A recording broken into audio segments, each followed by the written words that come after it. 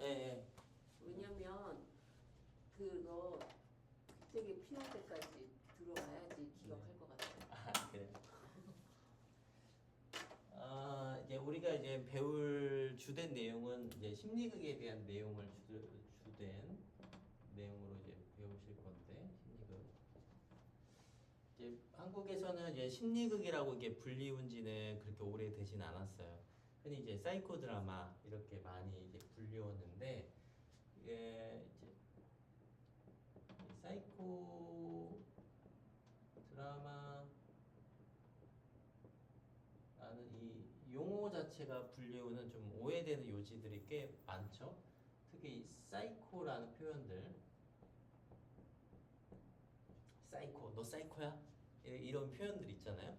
어떠세요? 사이코라는 말 딱 들으면 좀 어떤 이미지가 딱 떠올라오세요? 교수님 더 진행하시기 전에 네. 이 자료가 네, 영상으로 다른 분들한테 제공이 돼야 되는 부분이면 네. 위 조명의 반사를 좀 조정을 그럴까요? 네, 뭐 화이트보드의 내용이 지금 전혀 잘 안 보여요. 영상으로 전달이 안 돼요. 좀 앞으로 당기면 저희는 괜찮은데 음, 보이니까 실사로 음, 영상으로 공부하실 분들은 전달이 떨어질 것 같아요. 사이코. 그렇죠? 보이죠? 이제 훨씬 나. 아, 네. 이 사이코라는 용어가 이렇게 있는데 보통 이제 사이코, 너 사이코야? 이런 용어 말을 딱 들으면 왠지 내가 좀 뭔가 부정적이고 좀 부정적이고. 정신병이 있는 존재인가? 네. 뭐 이런 말로 오해를 많이 하는데 그럴 만도 한 게 이제 사이코라는 그 영화가 있었거든요. 히치콕 네. 감독의 사이코. 그 히치콕 감독의 사이코의 그 내용들을 보면 어떤 살인마 이런 어떤 이미지와 이 용어 간의 어떤 더해진 표현으로 사람들이 이 용어 안에서의 오해된 표현으로 사이코 드라마 하면 뭔가 정신이 이상한 사람들이 모여서 하는 거라는 어떤 오해를 많이 불려왔죠. 그래서 그런 오해를 좀 피하기 위해서도 이제 한국에서는 이제 뭐 심리극 이런 용어를 좀 선택해서 사용합니다. 하지만 이제 우리가 모르고 있을 때는 이런 사이코라는 용어를 들으면 그렇게 좀 부정적으로 받아들일 수 있지만 그리스어로 사이키라는 용어로 이제 온 거죠. 영어식 표현으로. 사이키는 영혼, 정신, 마음이라는 뜻이에요. 영혼, 정신, 마음. 그래서 드라마는 말 그대로 이제 극이라는 뜻이고 또는 행위라는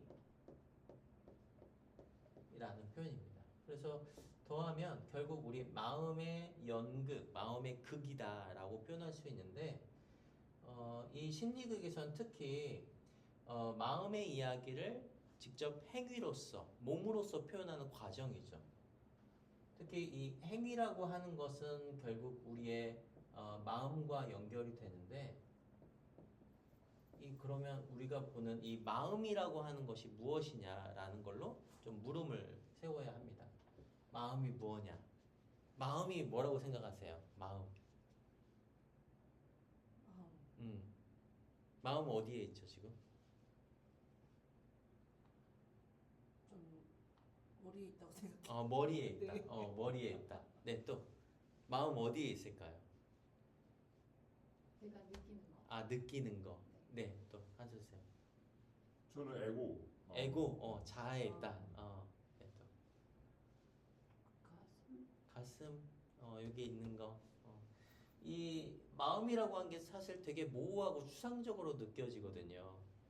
근데 특히 저는 이제 심리학을 바탕으로 심리극을 많이 설명을 드리려고 하기 때문에 심리학자들이 바라보는 인간의 마음의 영역을 5가지 영역으로 나눠서 설명을 합니다. 자, 예를 들어서 인간의 마음을 5가지로 나눈다고 한다고 보면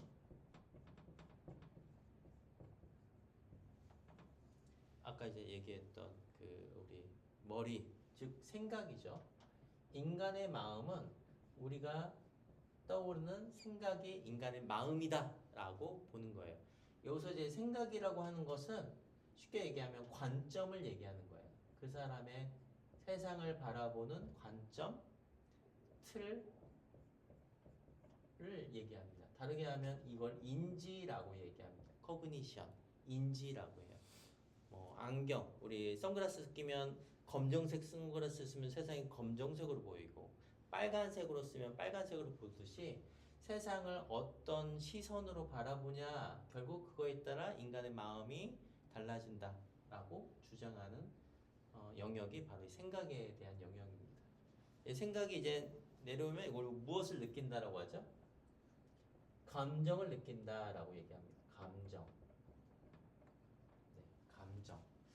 우리는 끊임없이 감정이 어떻게 되죠? 달라지죠. 끊임없이 달라집니다.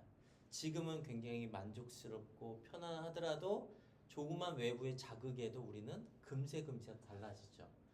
그래서 어떤 사람은 이 감정을 뭐라고 은유적으로 표현했냐면 깃발로 표현했어요. 깃발. 이렇게 깃발을 딱 올리면 바람이 불면 깃발이 막 움직이는 것처럼. 그래서 끊임없이 감정은 변화하는 것이라고 볼 수 있는데 우리가 이 감정과 관련된 여러 용어들이 있어요. 기분도 있고요. 느낌도 있고 정서도 있고 이런 다양한 용어들이 있습니다. 근데 상담 이론에는 이 각각의 용어들의 해석과 의미가 다 달라요. 어떤 걸 전제로 하냐에 따라 이게 다 용어가 다른데 저는 이 감정에 대한 우리 의미를 어디에도 두면 좋겠느냐 욕구라는 개념과 같이 생각해 보시는 게 가장 좋다라고 봅니다. 욕구. 다르게 표현하면 이제 want라고도 볼 수 있어요. want, 원하다. 사람들은 끊임없이 무엇인가를 원하는 상태가 되거든요. 이 욕구에 대한 아주 익숙한 우리 개념 중에 하나가 매슬로우의 욕구 위계 모형이라는 게 있습니다. 그래서 이렇게 피라미드 삼각형 모형으로 이렇게 되어 있고 인간의 가장 밑바닥의 욕구부터 가장 상위에 있는 욕구까지 나누어서 인간의 욕구를 설명하는데 가장 밑바닥의 욕구는 생물학적 욕구라고 볼 수 있어요. 다르게 표현하면 생리적 욕구, 먹고 자고 싸고 하는 기본적 우리의 생물학적 기계론적인 욕구죠. 밥을 먹지 않고 잠을 자지 않고 배설하지 않고는 우리의 몸은 유지될 수가 없습니다. 그래서 나의 욕구가 가장 밑바탕이 되는 것이 바로 생물학적인 욕구다라고 볼 수 있고요. 그 다음에 욕구는 안전에 대한 욕구입니다. 이 안전에 대한 욕구는 물리적인 안전에 대한 욕구도 있고 정서, 사회적인 욕구도 있습니다. 사회적인 안전에 대한 욕구도 있죠. 그래서 우리가 이 공간에 있을 때 외부부터 위협되지 않고 너무 춥거나 너무 덥지 않고 36.5도씨라고 하는 우리 생물학적인 기전을 유지할 수 있는 그런 물리적인 안전의 욕구도 이 안에 포함되어 있죠. 그 다음에 소속에 대한 욕구가 있습니다. 이 소속에 대한 욕구는 우리는 이 세상에 태어나자마자 어떤 존재로부터 자식이라고 하는 가정 안에서의 존재로부터 시작되죠. 그 안에서 생물학적인 욕구와 안전의 욕구가 충족이 되었을 때 우리는 그 안에서의 소속에 대한 욕구를 갖습니다. 그리고 소속에 대한 욕구 그 다음에 이제 우리가 존중에 대한 욕구가 있는데 이 존중은 다르게 표현하면 평가라고도 볼 수 있고 사랑이라는 의미도 포함이 됩니다. 다르게 하면 또 인정에 대한 욕구이기도 합니다. 왜 인정, 사랑, 평가가 이 존중의 욕구가 포함되냐? 보통은 우리가 자아 존중감 이런 용어 되게 많이 쓰거든요. 자기 존중감, 자아 존중감 이런 용어를 많이 쓰는데 여기서 얘기하는 자아 존중감 또는 존중이라고 하는 것은 결국 평가예요. 누군가로부터 여러분이 존중받았다는 느낌을 받았다는 것은 타인으로부터 자신이 기대했던 평가를 받았다는 뜻이기도 하고 아주 그걸 단순화시키면 누군가의 말을 들으면 누군가의 목소리, 언어로 우리는 평가를 항상 받습니다. 그게 외연적인 실제로 소리가 나는 방식의 이야기를 들음으로써 나의 존재에 대한 평가 다르게 표현하면 난 저 사람에게 사랑받았어. 난 저 사람에게 인정받았어 라는 욕구가 해소가 되는 거죠. 최초의 관계인 부모와 자식과의 관계에서도 끊임없이 우리는 평가를 받고 인정을 받고 사랑을 받아요. 그럼으로써 존재로서 가치를 발견하게 됩니다.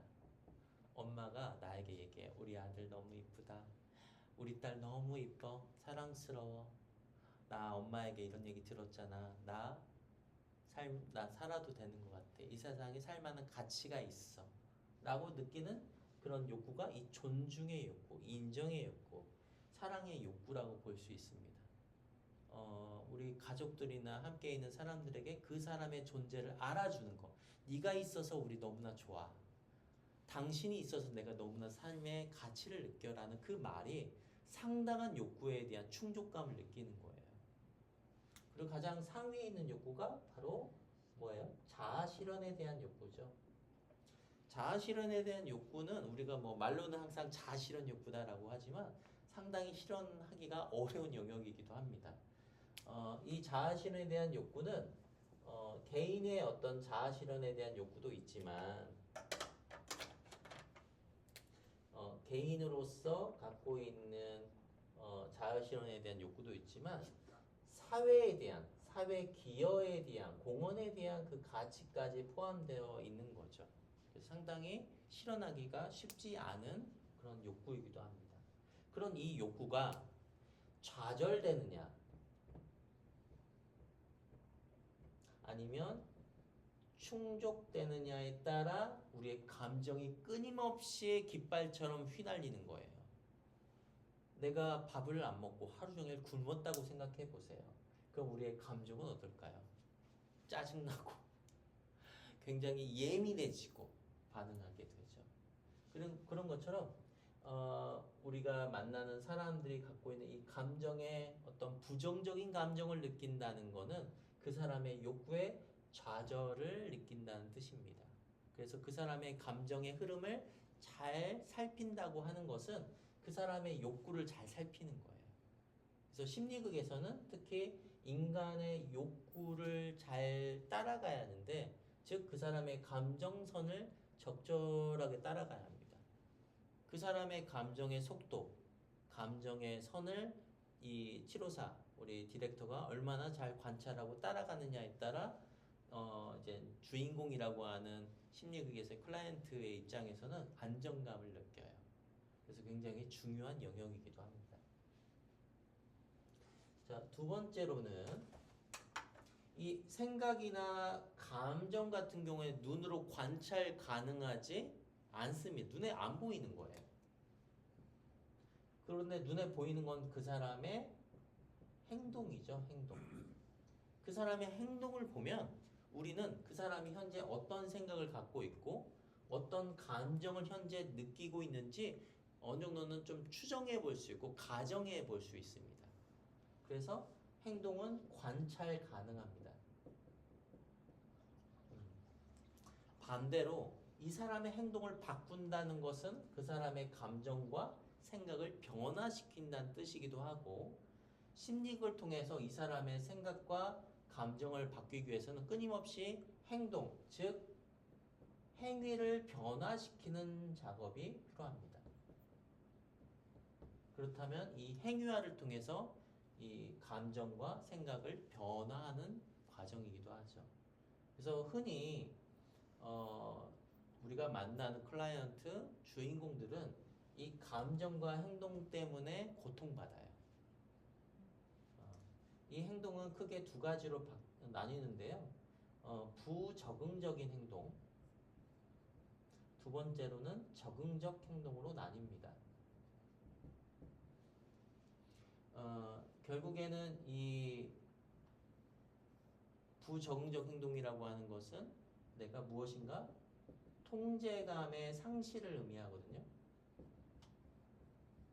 일상생활 속에 내가 통제감을 상실한 거, 예를 들어서 잠을 제대로 못 잔다거나 내가 감정 조절이 되지 않아 사람들에게 막 소리를 지른다거나 물건을 던진다거나 사람들과 끊임없이 갈등 상황이 일어나서 그 사람과의 관계에서 갈등적 행동을 한다거나 이런 것들은 결국 통제감의 상실을 의미하고 적응적인 행동을 보인다는 것은 내가 적절한 통제감을 소유하고 있다는 것을 의미합니다. 그래서 이렇게 행동으로 볼 수 있고요.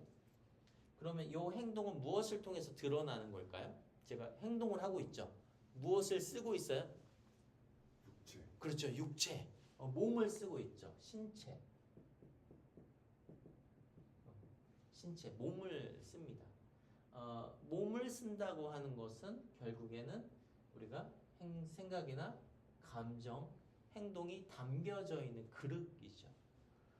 결국 신체를 어떻게 우리가 활성화하느냐, 자각하느냐, 알아차리느냐에 따라 나의 욕구를 확인하고 생각을 알아차리고 그리고 그것을 변화시키는 행동으로 이어질 수 있죠. 자, 마음의 영역이 지금까지 이제 네 가지로 설명을 드렸고 마지막은 바로 관계입니다. 이 관계는 이제 릴레이션십을 얘기해요. 관계. 다양한 이제 사람들이 이 관계에 대해서 설명을 하는데 관계는 크게 이제 세 가지로 볼 수 있습니다. 제일 첫 번째는 나와 너의 관계. 이걸 대인관계라고 얘기해요. 대인관계. 대인관계. 뭐 아버지와 아들. 이거 다 대인관계잖아요. 여자친구와 남자친구, 선생님과 제자. 이런 건 다 대인관계예요. 나와 너의 관계. 그러면 우리가 만나는 주인공들, 내담자들은 항상 여기에서의 갈등이 생겨요. 이 관계에서의 어떤 대인관계 갈등으로 인해서 감정적으로 고통받고 생각을 통해서 부정적인 생각이 발현되고 통제감의 상실을 느끼고 신체적으로 불편감을 느낍니다. 그런데 나와 너의 관계뿐만 아니라 우리는 나와 나의 관계라고 하는 내면 관계가 존재합니다. 그래서 심리극을 통해서 표면적인 주제를 다룰 때는 1번 나와 너의 관계, 대인관계를 탐색하고 변화하는 시도를 하지만 결국 우리가 변화시키고자 하는 것은 내면에 일어나는 현상들이에요. 내 안에 어떤 현상들이 일어나는가. 이것을 변화시키는 것이 결국에는 핵심이라고 볼 수 있습니다. 다르게 표현하면 이 대인관계는 표면적 이슈예요. 표면적 주제. 그리고 내담자의 호소 문제이기도 합니다. 선생님, 제가요 아내랑 계속 관계가 있어요. 계속 말다툼을 하고 계속 싸워요. 아내가 왜 이렇게 저를 이해해 주는지 모르겠어요. 사장님이 자꾸 저를 이해해 주지 않아요.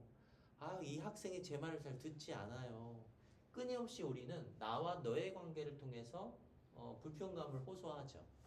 그런데 이 불편감의 근원이 무엇인가로 보면은 결국 이 내 내면에서의 경험들입니다.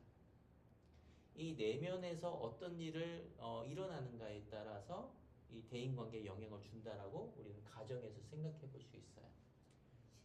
그래서 이 내면에 일어나는 이런 여러 현상들을 다양한 상담 이론을 통해서 우리가 분석하고 확인하는 작업이 필요한데요.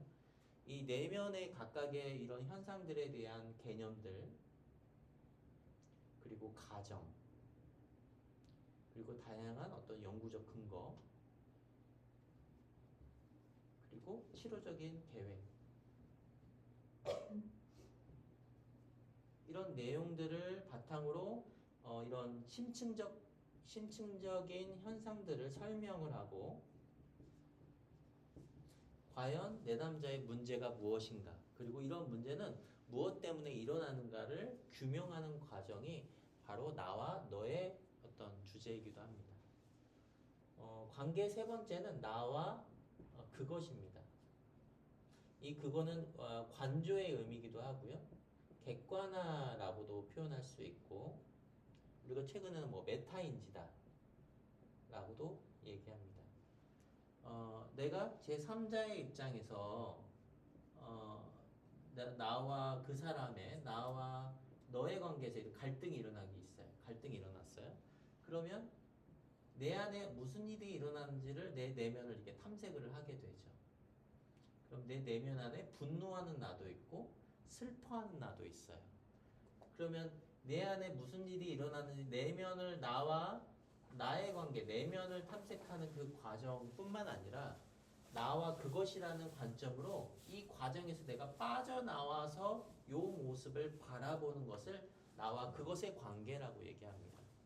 그래서 우리가 뭐 명상, 마인드풀리스에서는 끊임없이 나의 신체적인 자각을 통해서 내가 어떻게 반응하는지를 규명하는 거.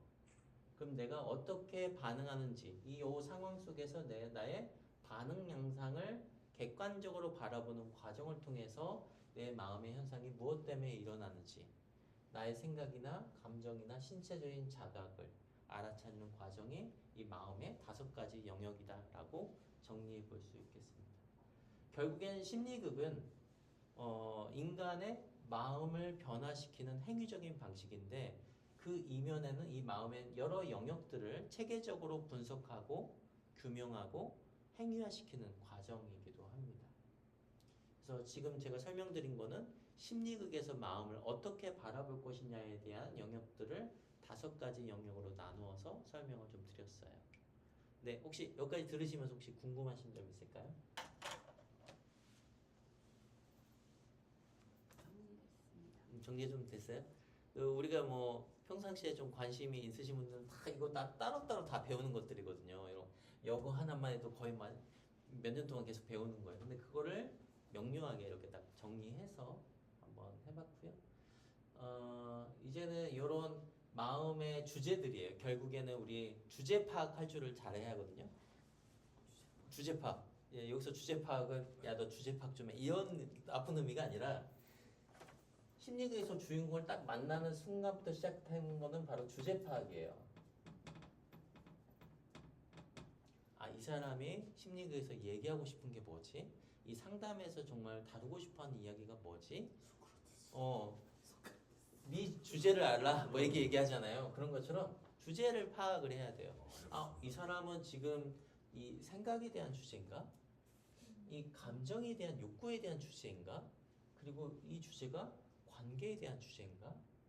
행동에 대한 주제인가? 신체에 대한 주제인가? 어떤 주제로 지금 얘기하고 있는 건지를 빨리 파악해야 하는데 그런데 결국엔 들어가다 보면 이 생각, 감정, 행동, 신체의 관계가 다 어떻게 되어요?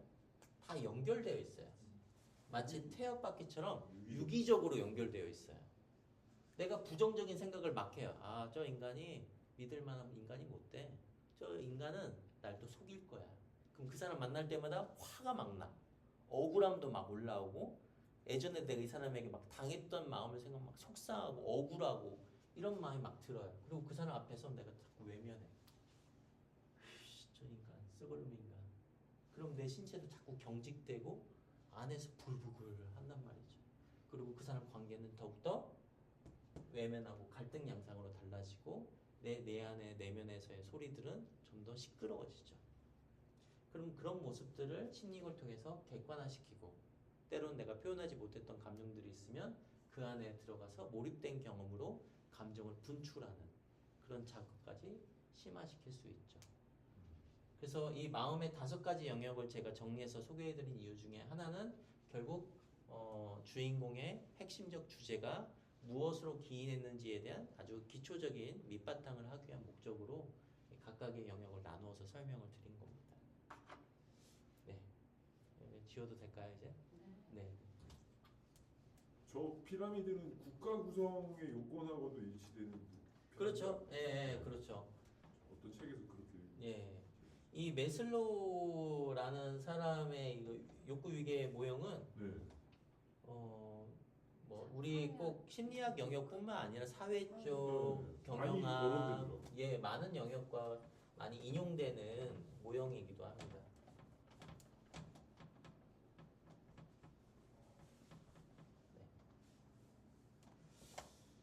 네. 그렇다면 이제 주제 파악이 됐잖아요. 아, 대단자 주제 파악이 다 되면 결국 2번째로는 목표가 진술이 되어야 합니다. 목표 진술. 목표가 좀 명료하게 되어야 돼요. 많이 얘기하는 게 이런 거예요. 제가요 최근에 아내하고 관계에서 갈등이 일어났습니다. 계속 싸우고 있어요. 어떻게 할지 모르겠어요. 그러면 오늘 심리극이 끝나고 나면 아내의 관계가 어떻게 달라지길 기대하세요? 이게 결국 목표 진술이거든요. 그러면 이 목표 진술이 명료화가 되어야, 명확하게 되어야 결국 심리극의 그 진행 과정도 명확하게 달라질 수 있는 거거든요. 심리극은 세 가지 목표가 있습니다. 첫 번째 목표는 정화라고 해요. 정화. 영어로 카타르시스라고 얘기합니다. 그래서 표현하지 못했던 감정을 표현하는 거예요.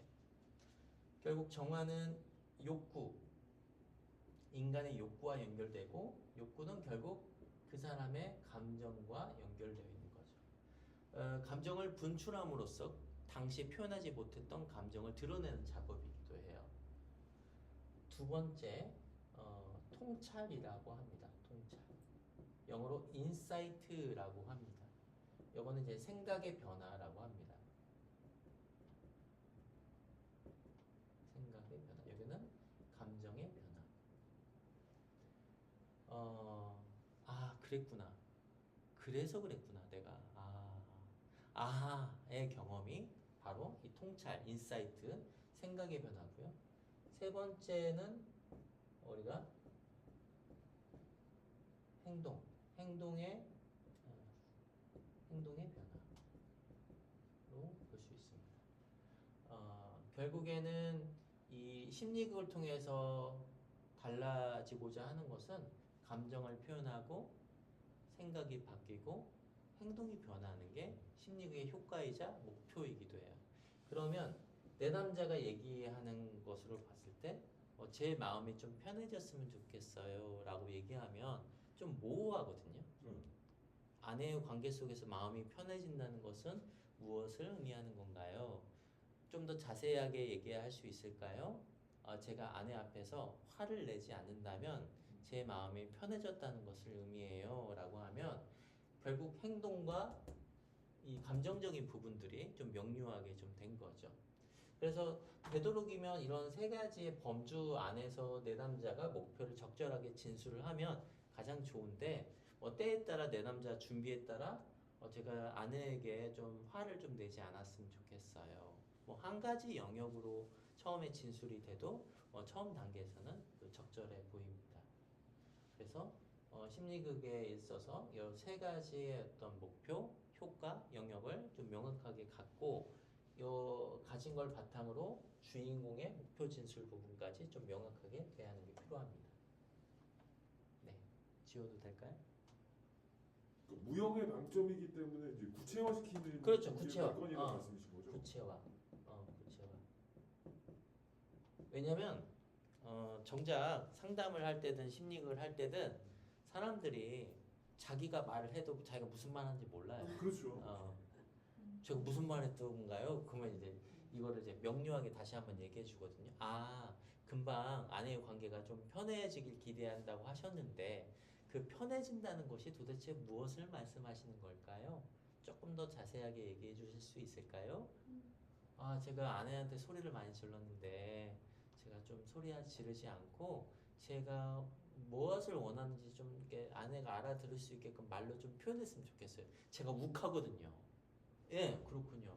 욱하지 않고 아내에게 자신의 상황을 말로써 아내의 입장에도 이해할 수 있게끔 말을 하고 싶다는 말씀이시죠?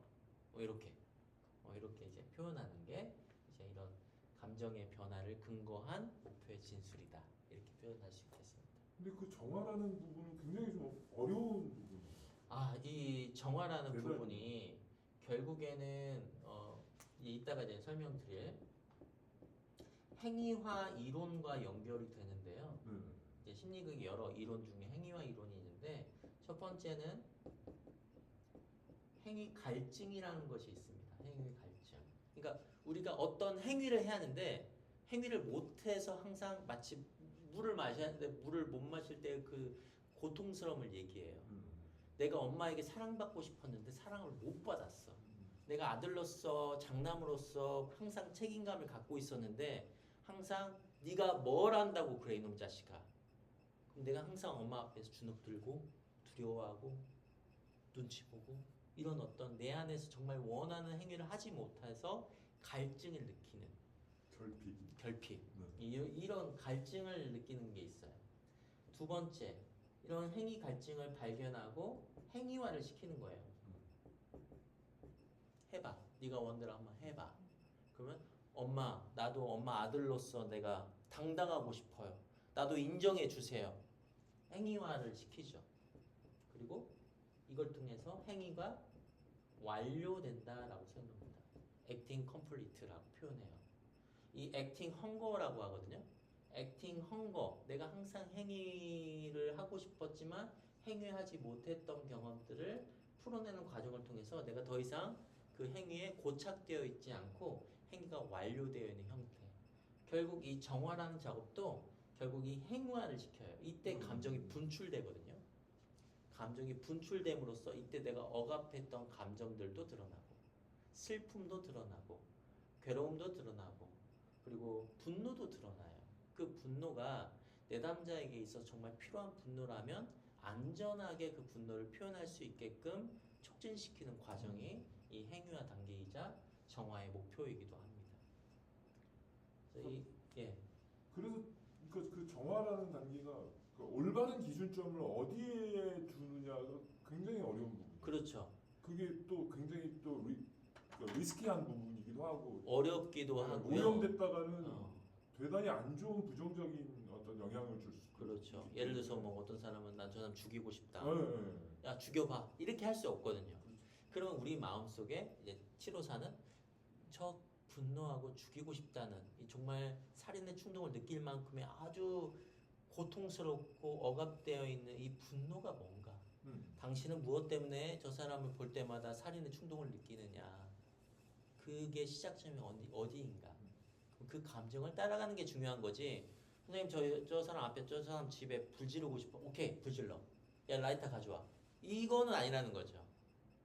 그래서 실제로 어떤 디렉터는 주인공이 불 지르고 싶어요. 야 불 질러. 신문지에다 라이터 붙였던 그런 예화도 있어요. 심리극은 자신의 행동에 실수에 처벌하지 않고 안전하게 자신이 원하는 것을 탐색하는 과정이지 이 사람의 욕구를 그냥 현실에 검증하지 않고 마음껏 어린아이처럼 표출하는 그런 뜻은 아니에요. 강임은 아니다. 그렇죠. 안전하게. 그게 포커싱이에요. 안전하게. 결국 심리극은 그냥 어린 아주 미숙한 형태로 자신의 삶을 바라보게끔 하는 것도 있지만 결국엔 이 사람이 원하는 것이 무엇인가에 또 초점을 두고 접근하는 과정이 필요하고 요 행위갈증에서 되게 미성숙하기도 하고 자신이 잘 알아차리지 못해서 자기 중심적으로 세상을 바라봤던 프레임도 있을 수 있어요.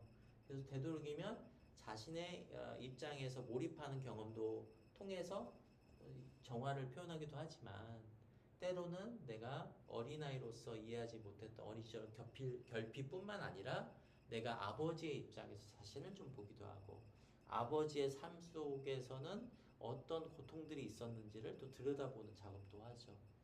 그래서 상당히 심층적으로 다양한 관점에서 자신의 삶과 타인의 삶을 이해하게끔 돕는 과정이기도 해요. 네. 근데 이제 그 유교적 밑바탕에 있는 동양에서는 네. 이 본능적인 접근을 좀 뭔가 덜 미성숙한과 동일시하려는 경향이 그렇죠. 워낙 강해서 네. 저도 어떨 때는 그런 부분에 대한 어떤 퀘스천들이 굉장히 많더라고요. 네. 과연 본능에 따르는 게 그렇게 창피하고 그게 부끄러워해야만 되는 일인가? 사실 제가 그런 생각을 가지고 있으면 상대방은 또 그렇게 이해를 할 수밖에 그렇죠. 없게 되잖아요. 네. 그건 전 또 일면의 곡해라고 보기 때문에 그런 부분들에 대한 좀 의문이나 그런 것들이 계속 생기게 되더라고요. 정작 어떤 내담자에게 아버지에게 갖는 분노가 있어요. 네. 어떤 대상이 분노한 대상이 있어. 근데 그 분노한 대상에게 내가 어떤 말을 한다거나 소리를 지른다거나 하면은 도덕적으로 비난받을 것 같고 그리고 내가 왠지 나쁜 사람이 될 것 같고 내가 그렇게 살아오지 않았기 때문에 롤 테이킹 된다고 해요. 내가 항상 그런 존재로서 그냥 고정되어 있는 거죠. 행위 갈증을 느끼면서도. 그러면 나는 그냥 그 상태로 있을 거냐? 그러지 않고 내가 새로운 방식들을 찾아가서 다양한 방식들이 있는데 왜 나는 항상 분노하는 존재한테 항상 굴욕하고 고개 숙이고 있냐는 거죠. 동등하게 하지 못하고.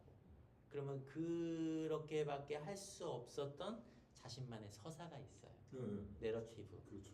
그 서사를 따라가야 하는 거예요. 예. 근데 보통은 우리 그 서사를 따라가지 않고 그냥 뭐 소리 지르고 야 소리 지르고 야 됐죠?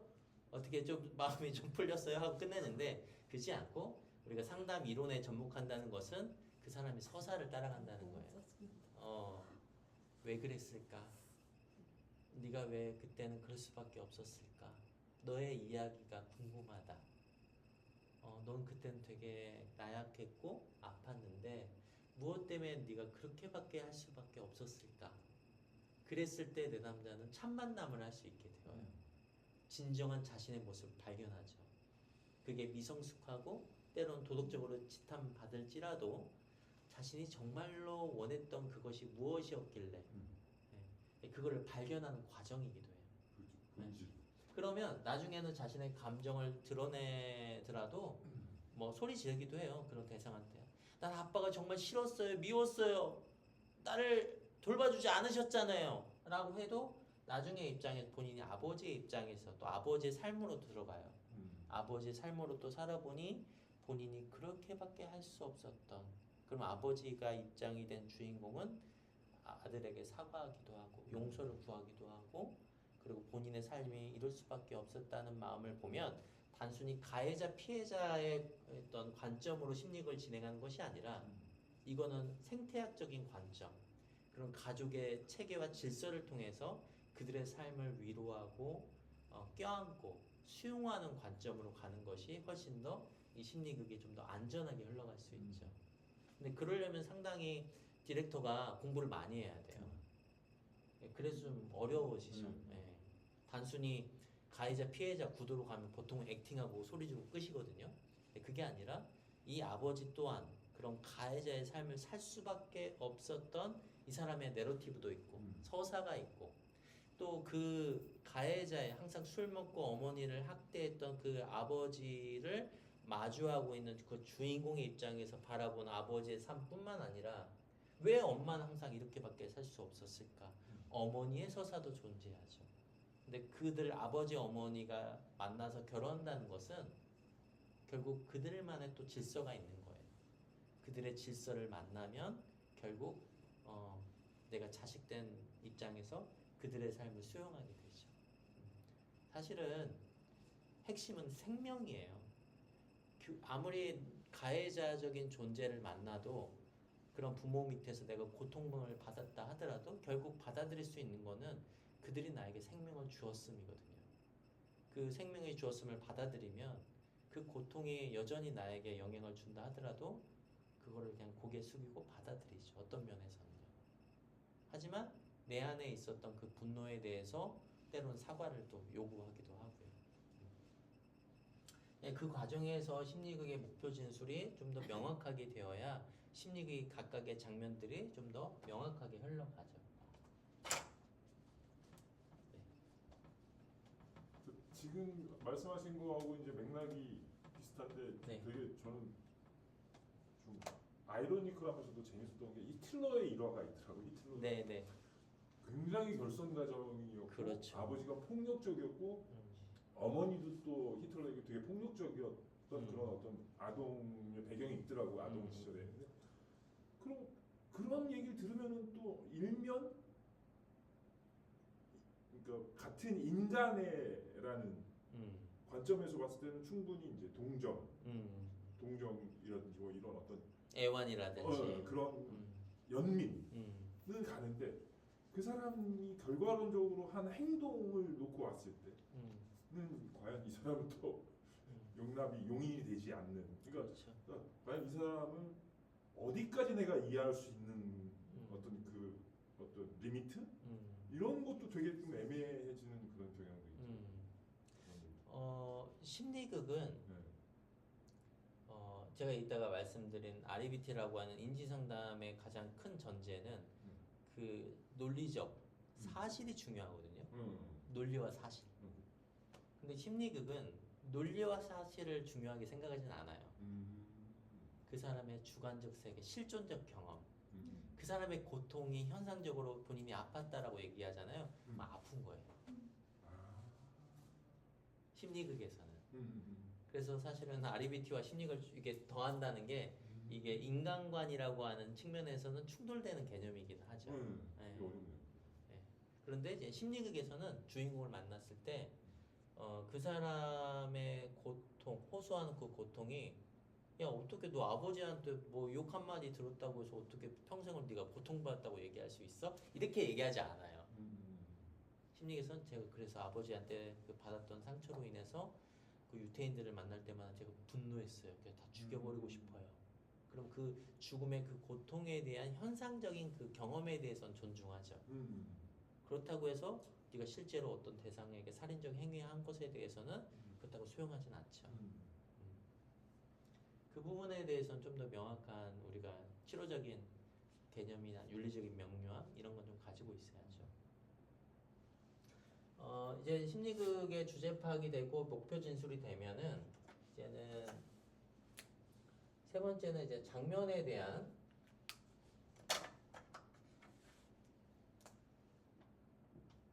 장면 설정이 이루어져야 합니다.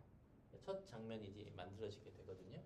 근데 심리극은 진행 과정이 첫 번째는 준비 단계라고 해요. 준비 단계. 두 번째 단계는 본극 단계.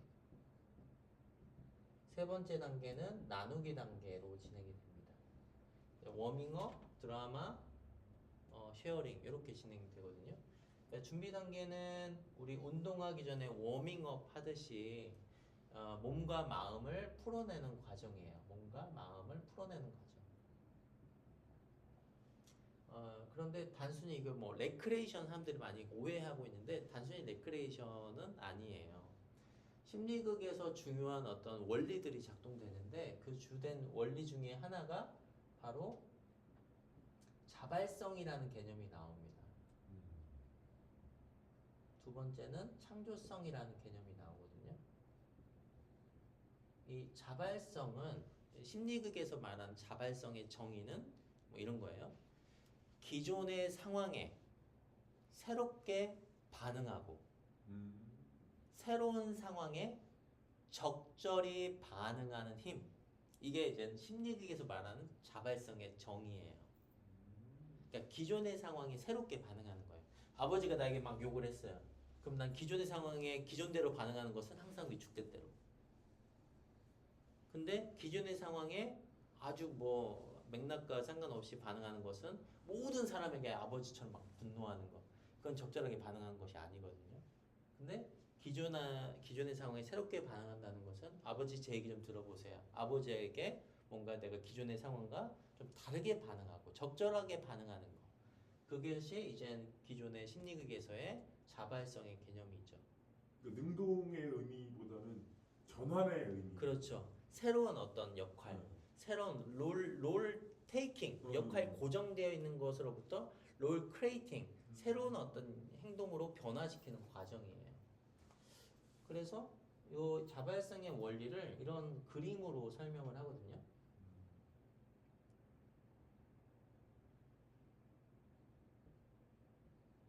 이제 심리극의 이제 과정인데 이제 이건 워밍업이에요. 워밍업. 이 워밍업을 이렇게 하면서 사람들끼리 얼굴을 마주하기도 하고 손도 막 부딪히기도 하고 뭐 이렇게 신체적 활동을 해요.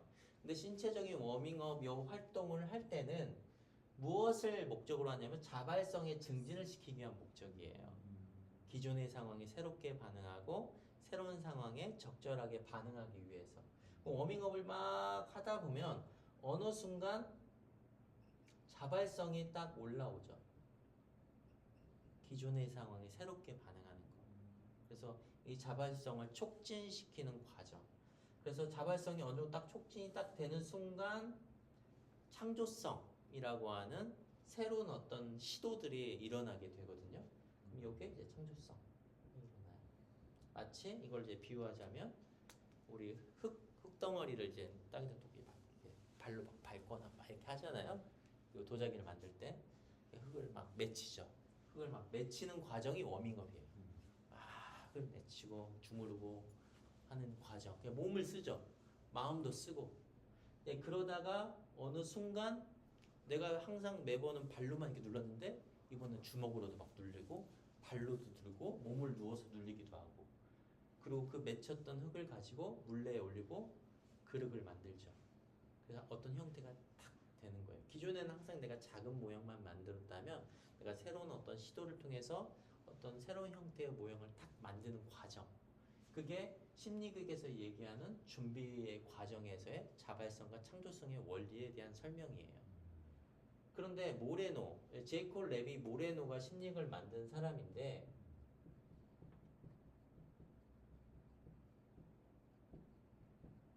이 사람은 1889년 도부터 1974년도까지 살았던 사람인데요. 이 모레노는 이 모형을 설명하면서 결국에는 인간이 창조성으로 그냥 머무는 것이 아니라 다시 이 창조성을 버리고 다시 워밍업을 하고 자발성을 촉진하라고 하는 거예요. 결국 자신이 만든 어떤 형태가 있다 하더라도 그것이 때로는 롤 테이킹 되어 있을 수 있으니까 그것 또한 깨트리고 다시 시작해라는 거예요. 종반함. 그렇죠, 그렇죠. 끊임없이 계속 새로운 걸 추구하는 거예요. 그러니까 굉장히 이거는 자신의 삶에 대한 탐구가 있지 않은 한 자신의 삶을 고정된 형태로 두지 않고 계속 변화의 시도를 한다는 뜻이기도 합니다. 프로메테우스의 뭐 철학적으로 거의 뭐 연결되는 맥락들이 많습니다. 그래서 끊임없이 이러한 맥락, 철학적 기조를 가지고 모레노는 이 변화를 시도했고요.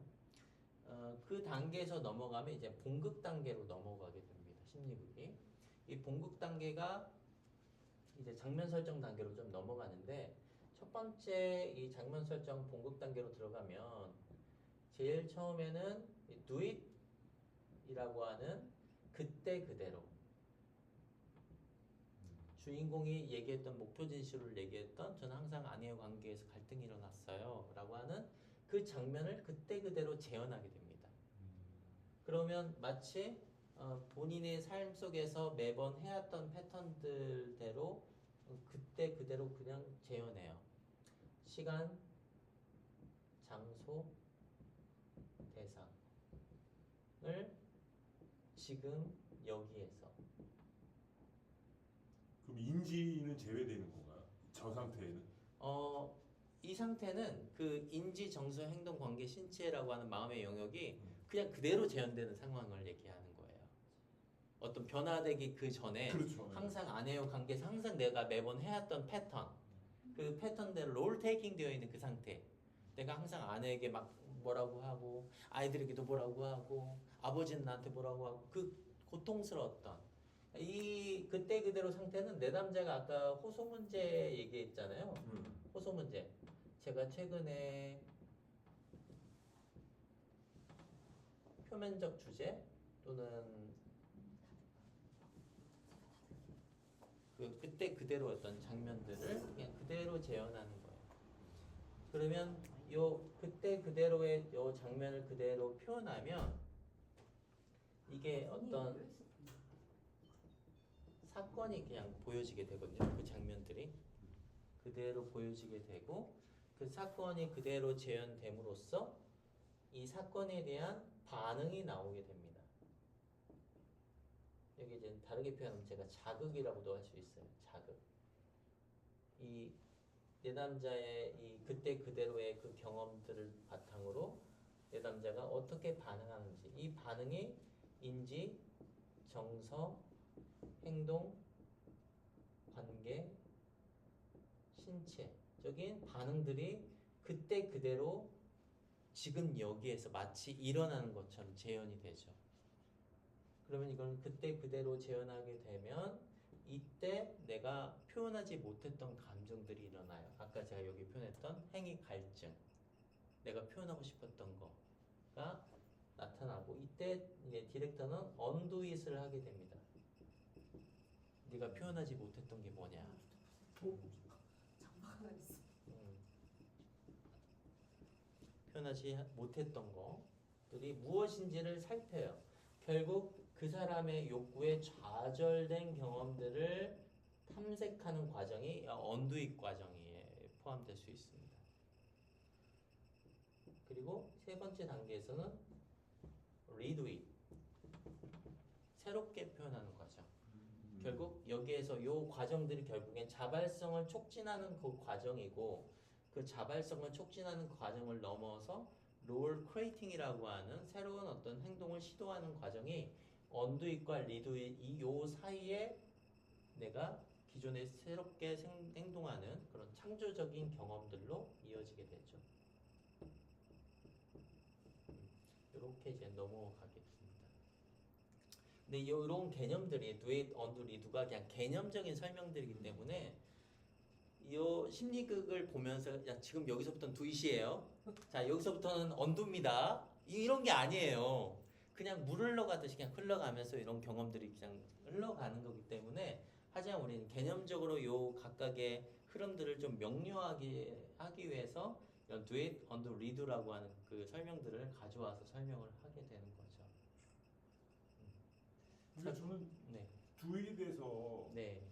그러니까 내담자 그러니까 같은 어젠다라 하더라도 네. 내담자와 플레이어의 그 인식이 다르기 때문에 표출되는 경향이 다를 수 있지 않나요? 그렇죠. 교수님? 예, 그래서 저는 그게 좀 되게 여기에서 얘기하는 그 주인과 플레이어라는 표현들을 네. 심리극에서는 이게 구성 요소로 설명하거든요. 네. 심리극의 구성 요소가 주인공이 있고 네. 디렉터가 있고 그다음에 보조자가 있어요. 보조자. 액세서리 에고라고 하는데 아마 그 부분이 이제 보조자를 여기서 플레이어라고 표현하신 것 같아요. 네. 그러니까 만일에 주인공이 이제 남편이고 그리고 이제 아내를 만난다면 이 아내 역할을 하는 사람을 여기서는 이제 심리학에서 보조자라는 용어로 써요. 그러면 이제 남편의 이제 do it 그대로 한다면 아내는 남편을 볼 때 이제 남편이 항상 저는 아내한테 항상 무시받는 느낌을 받아요. 그러면 아내는 무시하는 아내 역할을 해야 하잖아요. 그렇죠. 당신이 도대체 집에서 뭐 해? 당신이 돈을 벌어? 하루 종일 그 컴퓨터만 보고 있잖아. 그럼 그 장면 속에 남편 역할을 하는 주인공은 열받네 또. 지금 또 당신 나 무시했지? 썩을 놈의 옆였네 진짜. 내가 이러니까 집에 있고 싶어? 그러면 이 아까 얘기하신 플레이어 입장에서는 욕구가 다를 거라고 보시는 거잖아요. 그렇죠. 그럴 수도 있다. 그렇죠. 그럴 수도 있다. 그렇죠. 어떤 다른 반응들이 일어날 수 있잖아요. 네, 그렇죠. 저는 이런 역할 잘 못하는데 저는 그냥 따뜻하게 이 남편을 해주고 싶어요. 이런 마음이 들 수도 있고 또는 와, 나 같아도 이런 남편하고 안 살고 싶다. 뭐 이렇게 할 수도 있고 그렇죠. 또는 진짜 무서워요. 이렇게 할 수도 있고 반응들이 다르죠. 예, 그러기 위해서 이 각각의 구성 요소가 있는데 이 구성 요소 속에 특히 그 보조자로서 주인공이 원하는 일치된 역할을 하기 위해서 디렉터가 디렉션을 줘야 돼요. 디렉션. 제한. 뭐 적절하게 촉진시킨다고 표현하거든요. 심리극에서는 적절하게 된 디렉션, 연출적인 개입들을 하죠. 그런데 때로는 그 보조자, 여기서는 플레이어라고 표현한 그 대상자의 사람이 느끼는 게 그리고 생각되는 게 이 상황이 적절한 거일 수도 있어요. 그렇죠. 그럴 때는 그냥 플레이어 디렉터가 보조자에게 그런 부분들을 확인하면서 이 상황이 적절하다면 그냥 do 가는 거예요. 네, 그런 부분에 대한 감각적인 것들은 좀 항상 깨어 있어야죠 디렉터가. 그리고 관객이 있고 집단원이라고 표현하는데요. 집단원. 그리고 무대가 있습니다. 그래서 심리극의 구성 요소가 요 각각의 단계에 맞게 유기적으로 영향을 좀 주죠. 그러면 이게 장르 설정으로 보면 do it, undo, redo라고 하는 심리극의 흐름에 맞게 심리극이 진행되다 보면 결국엔 가장 핵심이 되는 하이라이트는 undo예요. 표현하지 못했던 감정, 욕구의 좌절 이런 경험들을 심리극 디렉터가 적절하게 개입함으로써 정화, 통찰, 행동 변화를 여기에서 이제 해소시키면 심리학에서는 이걸 뭐라고 표현하냐면 미해결 과제라고 합니다. 또는 잉여 현실. 다르게 표현하면 배고픔이 해소되는 거예요. 항상 나는 아내로부터 사랑받고 싶었어. 인정받고 싶었어. 근데 아내가 항상 나를 무시하는 것 같아. 근데 그 근원을 찾아보니 어린 시절이든 특정한 어떤 트라우마틱한 경험이든 그 경험에 좌절감이 있었어요. 그 주제를 아주 핵심적 주제를 다룸으로써 내가 아내가 그렇게 똑같이 반응하더라도 내가 더 이상 다르게 반응할 수 있는 거죠. 그러면 이 주제까지 다 다뤘으면 마지막 나누기 단계로 오게 되는데 이 나누기 단계는 다르게 하면 인지적 통찰을 정리하는 과정이기도 하고요. 이 감정의 정화를 안정화시키는 과정이기도 하고 그리고 행동에 대한 계획을 수립하는 과정이기도 합니다. 특히 이제 집단으로부터 사람들이 사랑을 되돌려주는 단계다라고 얘기를 하면서 심리극의 전체 과정들이 마무리하게 되죠. 네, 여기까지 들으시면서 말의 속도는 좀 괜찮아요? 네. 이두 분은 저에게 좀 이렇게 반복적으로 들으셨기 때문에 속도감은 익숙하실 것 같고 좀 어떠세요? 선생님 처음 설명을 좀 들으셨는데 용어나 이런 게 좀 생소하지 않으세요? 괜찮은 것 같아요. 아, 괜찮아요. 제가 최대한 그 어려운 표현들은 다 빼고 요런 게 좀 낯설죠. 이 미해결 과제. 혹시 상담 이론 이런 거 좀 공부하셨나요? 게슈탈트에 좀 배우셨어요? 그러면 서프라이 리얼리티나 뭐 여기에서는 그 미해결 과제를 이제 서프라이 리얼리티 잉여현실이라고 표현하거든요. 그러니까 이제 우리가 게슈탈트에서는 우리가 정경과 배경이란 게 있잖아요. 그러니까 정경이라고 하는 것은 결국 그 사람의 욕구의 표면적으로 드러나는 형태를 우리가 정경이라고 하고 그 이면의 진짜 욕구는 우리가 배경으로 흩어져 있는 건데 그것을 흩어져 있는 배경들을 표면화시켜서 앞으로 오게끔 해서 그걸 알아차리게 하죠. 결국엔 그 배경으로 물러나 있는 그 사람의 욕구를 드러나게 하는 과정이 여기에서는 심리학에서 이걸 미해결 과제, 잉여현실 이런 용어를 쓰는 거예요. 두 분은 제가 조금 다르게 표현했거든요. 요 내용들을 우리가 했던 내용하고 좀 다르게 표현하면서도 좀 새로운 관점으로 이해하실 수 있게끔 제가 내용을 좀 재구조화해서 설명을 드리는데 좀 어떠세요? 더 확실히 한 번 더 정리가 돼서 네. 역시 정리의 달인이시구나 이런 생각도 근데 더 이해도가 더 높아졌어요. 아, 이해도 높아졌어요? 네네. 그러면서 네네. 제가 이거 좀 계속 한 7개월 동안 심리 계속 쫓아다니면서 네. 계속 집단도 들어가고 막 여러 가지 상황들이 있었거든요. 예. 그래서 그런 거를 지금 머릿속에 대비를 하면서 설명을. 네네네네 떠올리면서 이거를 계속 하니까 조금 더 이해도가 더 높아진 것 같아요. 네. 네, 또 어떠셨어요, 사님?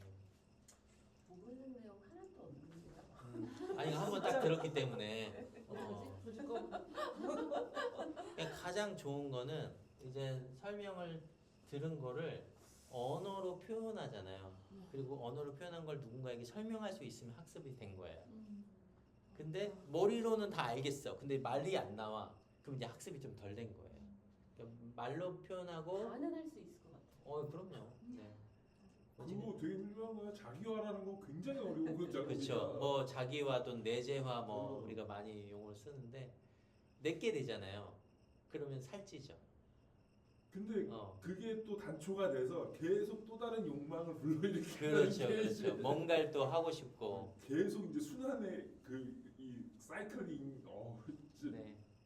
알수록 더 힘들어요. 더 철학은 어려워져요. 진짜 그래서 더 어려워지고 뭐 하나를 딱 떼기가 쉽지 않죠. 네. 사실은요. 예. 어떠세요? 좀 이렇게 설명 들으시면서 재밌어요. 뭐 어렵진 않으세요? 다행히 이제 제가 읽었던 철학책하고 이렇게 좀 중복되는 내용들이 있어서 네, 네. 이게 그거는 이제 좀 더 광범위한 뭐 이런 바운다리로 제가 책을 접했다면 지금 선생님은 이제 이렇게 좀 더 써머리가 된 네네. 느낌이라 훨씬 네. 더 좀 체계적으로 네네. 이해가.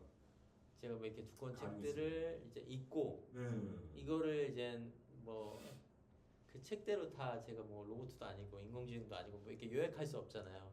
그러니까 제가 최대한 소화한 내용을 다시 한번 되새김질하고 여러분들의 눈과 귀와 가슴으로 느꼈을 때 명료하게 정리되는 맥락으로 소개를 해드린 거거든요. 머릿속에 범주화 시킬 수 있게끔. 근데 결국에는 이 범주화된 내용을 바탕으로 실제화가 되어야 이게 심리극이 이제 굴러갈 수 있는 거니까. 네, 지어도 될까요? 질문 있어요. 네, 질문하세요. 이 네. 교수님이 지금 강의를 하는 목적은 네. 저희가 이렇게 심리극을 디렉팅하기 위해서 서포트해 주시는 건지 네. 아니면 저희가 심리극을 함께 네. 하는 것이 목적, 그러니까 잘하게 굴러가는 게 목적인지가 궁금해요. 첫 번째는 심리극이 무엇인지 알기 위한 목적이고요. 두 번째 목적은 디렉터, 실제로 심리극을 하는 사람.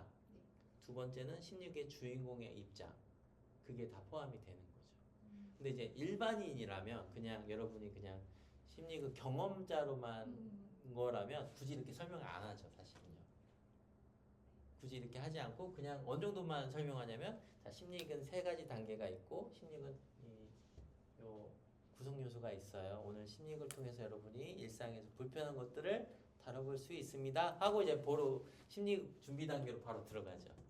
근데 이제 여러분은 제가 봤을 때는 좀 전문가 집단이기도 하고 또 심리극을 배우고 상담이든 여러분이 접목시키고자 하는 영역 또는 여러분의 어떤 개인의 어떤 욕구를 충족시키기 위한 목적이니까 아주 좀 섬세하게 좀 세분화시켜서 제가 알려드리는 목적도 있어요.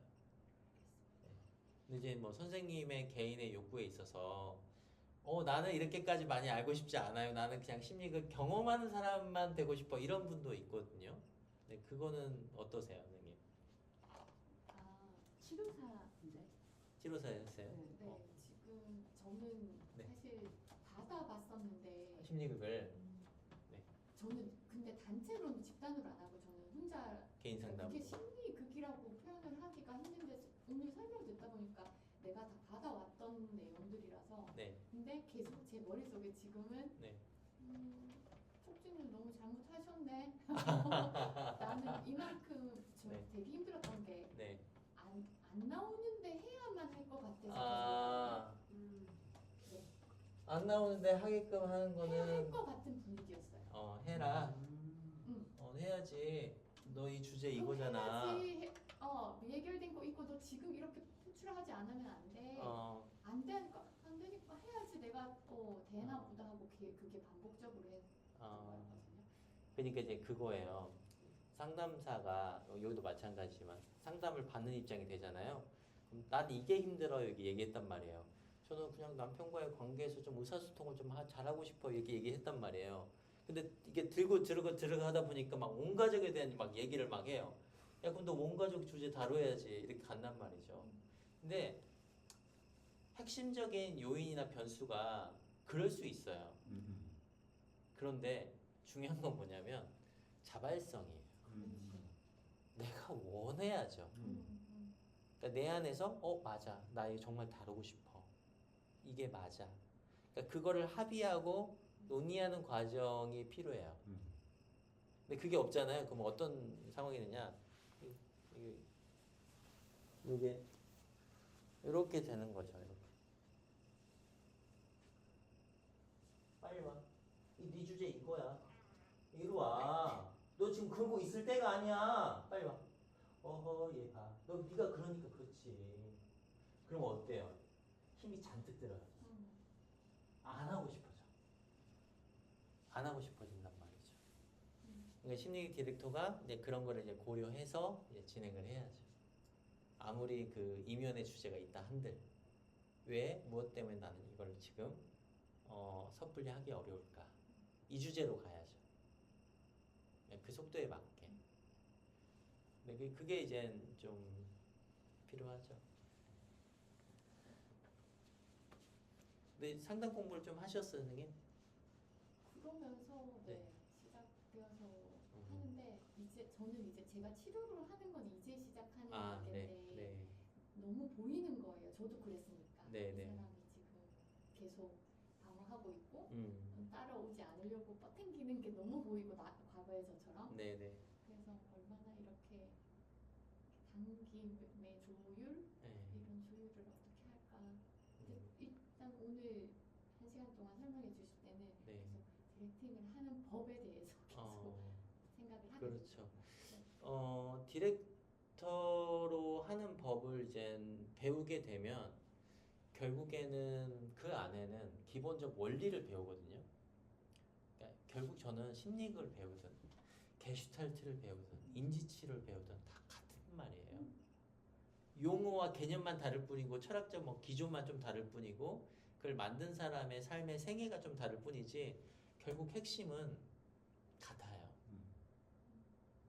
핵심은 같은데 뭐 그 사용하는 용어나 맥락이 좀 다를 뿐이고 결국에는 그 본질을 찾아가는 여정이거든요. 그 본질을 찾아가는 여정이 결국 그 주인공과 또는 뭐 내담자와 적절한 관계를 맺는 시작부터 그 심층적 주제를 찾아가는 여정까지 계속 반복되는 거죠.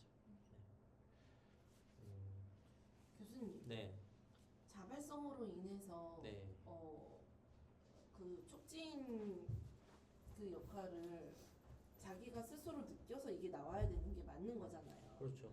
그럼에도 불구하고 여기 선생님께서 말씀하신 대로 나는 이게 하기가 싫은데 못 하겠는데 힘이 없는데 그래도 계속 권유하는 디렉터 분들이 있을 거 아니에요. 그러면 계속 그러면 그 대립 관계로 계속 있다가 이게 풀리지 않는 경우도 있을까요? 예를 들어서 뭐 디렉터가 당신의 주제 아버지 주제다. 당신 남편 주제가 아니라 아버지 주제다. 아버지 주제 가야 한다. 이렇게 얘기를 하잖아요. 근데 이제 이런 거죠. 그게 몰라서 그렇게 얘기하는 걸까요? 주인공이? 알겠죠. 아는데 네. 지금은 잘 모르겠다는 거잖아요. 그러니까 내가 이거 아버지 주제인지 왜 모르겠냐고 자기의 삶의 이야기인데 알죠. 다 알지. 근데 여기 안 나오는 걸 어떡해. 지금 여기로 안 올라오는데. 그럼에도 디렉터께서 일단 쳐봐요. 치면은 그 느낌 알 거예요. 쳐봐요. 이렇게 권유하는 분도 없잖아 있을 거 아니에요. 얘 그거를 뭐라고 표현하냐면 제가 선생님한테 딱 들었던 표현 중에 이게 있어요.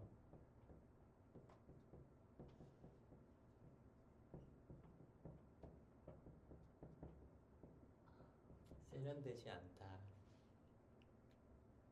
쳐봐요. 올라올 거야. 느낌 올라올 거야. 빨리 쳐봐. 쳐보면 네가 느낌 올 거야. 그거는 별로 세련되지 않은 방법이다. 훨씬 더 다양한 전략들이 있고 테크니컬한 방법이 있고 상담적인 촉진에 대한 거 있는데 왜 자꾸 치기만 하는 거냐는 거죠. 근데 그거를 고수하시는 분들도 없지 않아 있단 말이에요. 그러니까 이게 세련되지 않다. 그러니까 지금 방법을 잘 지금 모르고 있는 거예요. 그러니까 이제 조금 더 제가 다르게 표현하면 상담을 할 줄 모르고 심리학을 하면 더 그래요. 상담을 잘해야 돼요. 상담을 잘한다는 것은 그 사람의 감정선을 잘 살피면서 가는 거거든요. 근데 이걸 그냥 단순히 테크니컬하게 제가 처음에 얘기했던 기법 뒤에 숨지 마라. 관계는 없고 디렉터와 주인공의 관계는 없고 단순히 디렉터라고 하는 역할로서 한번 해봐요. 해보면 알 거예요 라고 하면 이게 테크니컬한 기법 속에서 그냥 주인공을 심리극을 할 뿐이지 만남이 없어요. 디렉터와 주인공의 만남은 없고 인간적 조언은 없고 그냥 마치 이런 표현 적절하지 않을 수 있는데 마트에서 맛보기 행사처럼 먹어봐요. 먹어보면 사실 수 있어요. 난 지금 안 먹고 싶은데. 그러니까 조금 더 다양한 방법이 있잖아요. 정말로 내가 원하는 상태를 고려해서 똑같은 맛보기 행사여도 뭐 하나 더 뭐 드릴 수 있는 방법도 있고 사시면 어떤 도움이 될 거고 나의 어떤 현재 상태를 고려해서 훨씬 더 다양한 접근을 할 수 있음에도 불구하고 왜 단순히 일방적으로 디렉터라고 하는 권위적인 어떤 역할로서 요구하냐는 말이에요. 그래서 세련되지 않다 이렇게 표현해요. 세련되지 않는 거죠. 근데 전제는 무슨 말인지 알아요. 왜 그러려고 했는지는 알겠는데 저희가 가서 그런 상황이 되면 참 선생님 세련되지 않네요라고 말씀드려도 돼요? 그렇죠. 세련되지 않은 거죠. 오죽하면 세련되지 않은 거예요. 그러니까 제가 조금 더 유의적으로 표현했을 땐 세련되지 않은 거예요. 이게. 그러니까 세련이라는 표현을 국어사전 찾아보면 방법적으로 적절하지 않은 거예요. 방법적으로 적절하지 않은 거. 그러니까 세련된 드라마를 이렇게 보면 굉장히 흘러가요. 물 흘러가듯이 이렇게 흘러가죠. 정말로 잘하는 드라마는 많이 보시면 아시겠지만 물 흘러가듯이 매끄럽게 흘러가고 그리고 디렉터가 안 보여요. 7호사가 안 보여요. 집단원과 주인공만 보여요. 정말로 잘하는 드라마예요. 제가 꿈꾸는 드라마도 그런 거예요. 디렉터가 보이지 않고 집단원과 주인공의 이런 흐름 속에서 안정화되어 있는 드라마. 그게 굉장히 잘한 드라마예요. 근데 이제 막 디렉터가 막 카리스마틱 해가지고 막 이렇게 막 끌고 가는 드라마는 상당히 힘이 많이 들어가 있고 뭐 때에 따라 뭐 그런 평가도 내릴 수 있죠. 이거는 그냥 디렉터의 드라마다 이렇게도 평가하기도 하죠. 좀 위험 요소가 많아요. 그래서 왜냐면 주인공이 원하는 드라마가 아니라 디렉터가 원하는 드라마로 흘러갈 가능성이 높거든요. 비판적으로 보면 그렇다는 뜻이에요. 또 그 안에선 또 나름대로의 이점도 있겠지만 결국 종국에는 본질의 의미를 잃게 되는 거죠. 그렇죠. 왜냐하면 주인공의 자발성, 창조성의 회복이거든요. 그러니까. 근데 그 정신이 이제 뭐 적절하지 않게 흘러가는 거죠. 자꾸 디렉터는 물음을 가져야 돼. 왜 주인공은 지금 왜 드라마를 하고 싶은 걸까? 무엇 때문에 이 사람은 여기에 서 있는가? 그 물음을 적절하게 해줘야 세련된 드라마가 되는 거예요. 자꾸 드라마 하다 보면 자꾸 이게 산으로 흘러가게 되거든요. 그 흘러갈 때 디렉터가 세련되다는 것은 지석 씨, 그런데 당신이 지금 막상 아버지를 만나려고 하니까 마음속에 뭔가 하고 싶지 않은 마음이 들었지 않느냐. 근데 아까 나와 얘기 속에서 아버지 관계를 회복하고 싶어요 라는 마음을 얘기했는데 왜 나는 왜 이렇게 아버지 앞에서만 서면 말을 하지 못하고 불편하고 드러내고 싶지 않는 걸까? 요 주제로 한번 다뤄볼까요? 하고 이제 그 주제를 좀 더 단계를 낮춰서 작업을 해야 하는 거죠. 본 드라마 하기 전에 심층적으로 그게 이제 세련된 드라마의 점진적인 구조화라고 볼 수 있어요. 그래서 상당히 고려할 게 되게 많아요. 디렉터가 된다는 거. 좀 도움이 됐을까요? 네. 어떠세요? 저요? 예. 화가 치밀어 오르고 왜? 그냥 몰라 갑자기 와 너무 막 좀 그 문제점은 우리가 좀 더 시간을 덜 들였던 건 아니었을까라는 그런 본인에게 그런 질문을 한번 결국엔 패턴 찾기를 해야 하거든요. 내가 왜 삶 속에서 왜 이렇게 반복하고 있는 걸까? 왜 나는 계속 내 나름대로 최선을 다한다고 생각하고 있는데 왜 항상 난 그 자리에 있는 걸까? 근데 아까 제가 찾다 보면 그 사람이 서사가 있다고 얘기했잖아요. 내러티브, 나만의 이야기. 그 서사를 들어가 봐야 그 사람의 내러티브하고 서사하고 현상적인 경험으로 들어가 봐야 그렇죠. 내가 그럴 수밖에 없었던 난 내 나름대로 최선을 다하고 있다고 하지만 왜 내 나름의 굴레 속에서 계속 쳇바퀴 돌리고 있었는지에 대한 얘기로 들어가야 하는 거예요. 근데 그 얘기를 고통스러우니까 얘기하기 어렵고 디렉터가 한번 해봐요 라고 하는 이유는 그 쳇바퀴 굴리고 있는 본인의 모습을 액팅을 하다 보면 행위적 통찰이라는 걸 통해서 행위화하면서 발견할 수 있기도 해요. 투영되죠. 그렇죠. 하다 보면 네 그래서 그랬구나 이렇게 알아차릴 수도 있긴 한데 그거를 때로는 내담자가 소화할 수 있는 형태로 좀 변형해서 은유적으로 하든 실제적인 어떤 상황으로 하든 적절하게 이제 그 개입을 하는 게 좀 필요하죠. 때로는 그 디렉터와 주인공의 관계가 좀 끈끈하게 되어 있으면 디렉터가 얘기하기도 해요. 나 너무 힘들다 사실은. 아까 분명 우리 같이 한다고 했는데 왜 앞에 항상 그 서 있냐. 한 발자국만 내딛으면 네가 원하는 거 할 수 있는데 나는 내가 네 자리 이렇게 서 있는 것조차도 너무 힘들고 앞에 나가려고 하는 네가 뭔가 고민하는 이 모습을 보는 것조차 나도 힘들다. 너무 고통스럽다. 너는 얼마나 힘드냐 얘기해봐라. 이렇게도 할 수 있는 건데 그냥 행위 계속 쳐봐. 너 발견할 수 있을 거야. 이건 좀 다른 방식과는 고정된 형태고 이분의 드라마를 계속 보는 뭐 수련생이든 다른 사람 입장에서는 아, 이 사람 또 이거 하네. 계속 이 사람 이렇게 접근하네. 이렇게 보이죠. 왜냐면 결국 디렉터도 갇히거든요. 공부를 하지 않고 계속 같은 패턴을 하면 계속 갇혀요. 왜냐면 사람만 바뀔 뿐이지 드라마는 다 똑같아. 정형화되는 거예요. 정형화. 네, 왜냐면 그럴 수밖에 없어요. 인간은 계속 갇히거든요. 그래서 공부를 해야 하는 거예요. 그게 본능이라고 그러죠. 왜냐면 계속 왜냐면 수많은 주인공들을 막 만나잖아요. 그러면 인간도 리소스가 부족하거든요. 그렇죠. 자원이 부족해져서 매일 심리학을 한다는 건 되게 힘든 일이에요. 사실 제가 이번에 박사 논문 쓰면서 20몇 번의 드라마를 했어요. 거의 뭐 한 달 동안 엄청 힘들더라고요. 이게 되게 힘든 일이에요. 되게 고통스러워요. 그러니까 공부를 하고 자기 한 거에 대해서 슈퍼비전도 받고 평가도 받고 막 계속 그래야 돼요. 저도 계속 슈퍼비전 계속 받고 있거든요. 많이 혼나야 돼요. 막 깨져야 돼. 제 드라마를 보고 저보다 훨씬 경험이 많은 분들한테 야 이거 어떤 목적으로 이렇게 드라마를 한 거야? 근데 네가 정말 하려고 했던 게 이게 맞아? 계속 뭔가 피드백을 받아야 돼요. 근데 어느 정도 올라오잖아요. 드라마를 하신 분들 중 올라오면 동료 슈퍼비전도 안 받고 거의 슈퍼비전을 못 받아요. 그러니까 갇히는 거예요. 똑같아. 맨날 드라마에 사람만 바뀌지 맨날 이거 아버지 주제네. 그 아버지 또 만나가지고 맨날 소리 지르고 끝. 내러티브가 없는 거죠. 서사가 없고. 그래서 그래요. 네, 그 말은 다르게 해석하면 그분도 발전 가능성이 있다.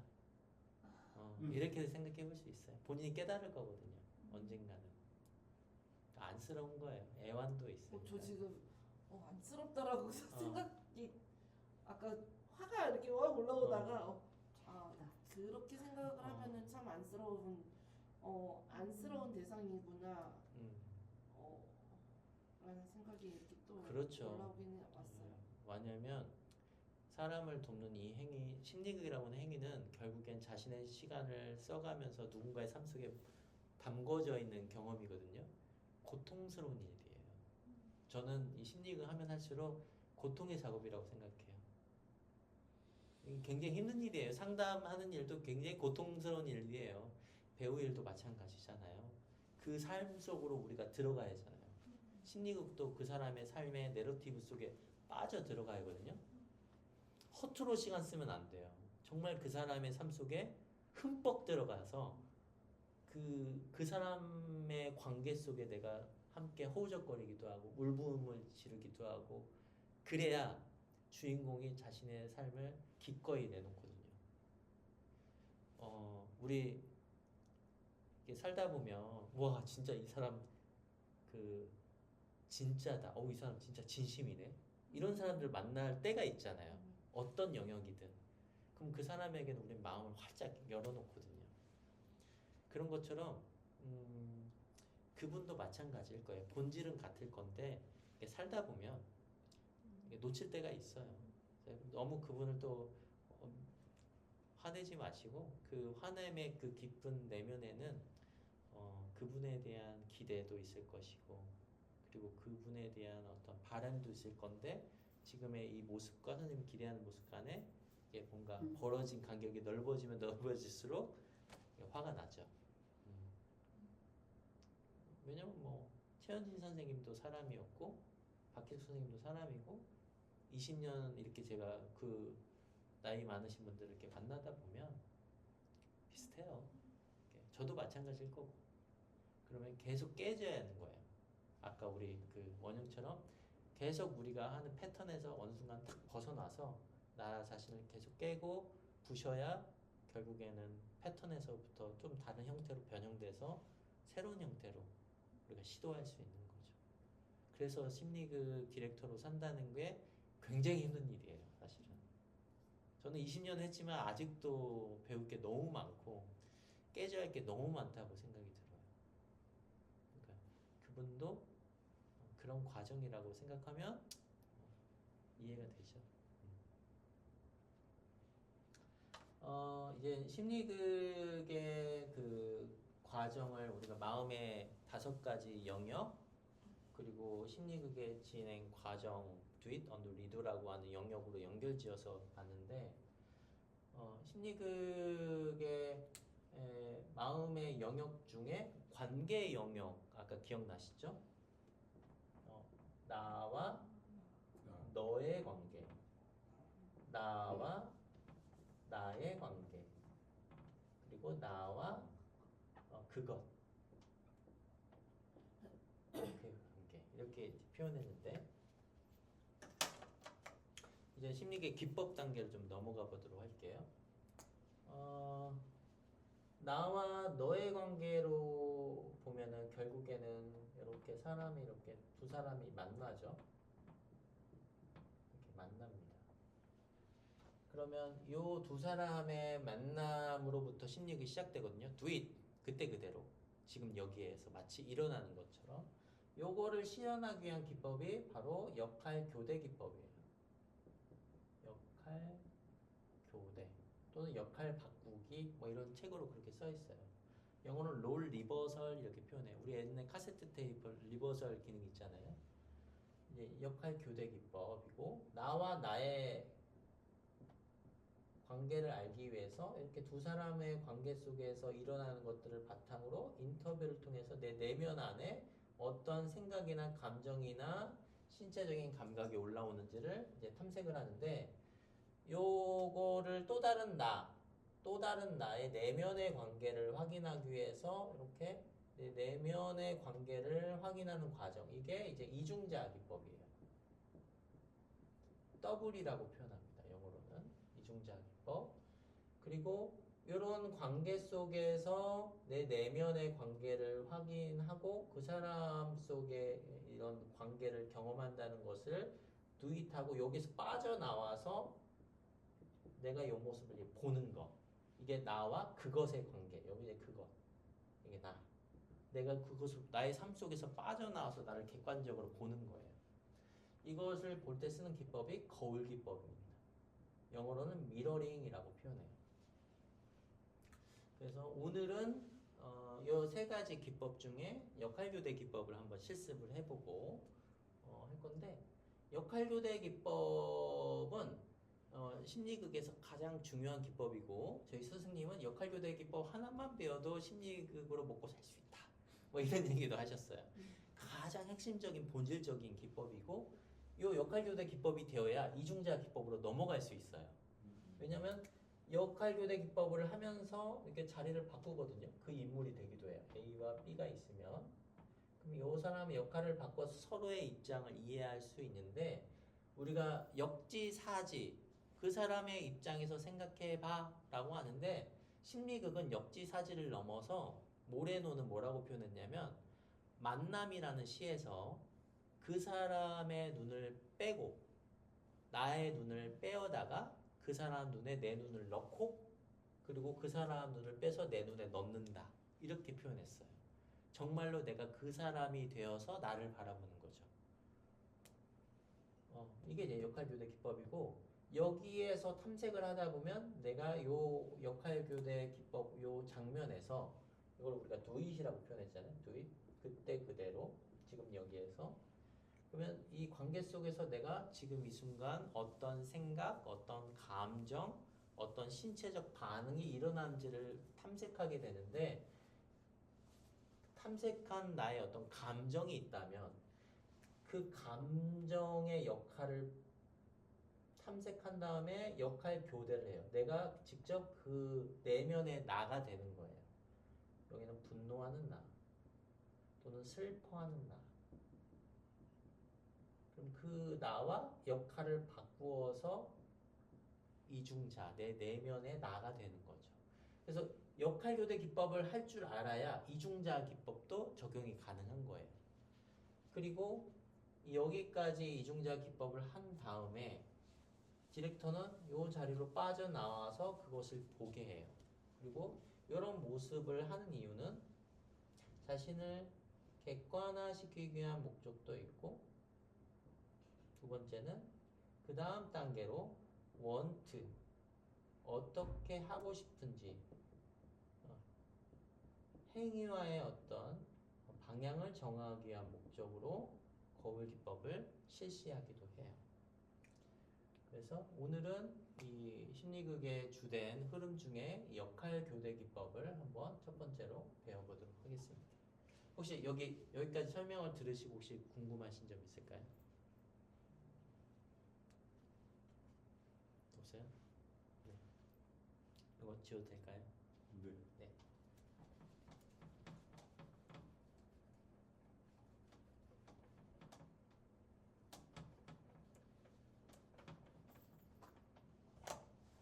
자, 그러면 제일 첫 번째 인터뷰를 해야 하거든요. 인터뷰를 할 때는 첫 번째 심리극 주인공이 되셨는데 지금 기분을 묻습니다. 지금 기분이 어떤가요? 기분을 물어요. 그럼 이제 주인공이 기분을 얘기하거든요. 두 번째, 오늘 심리극에서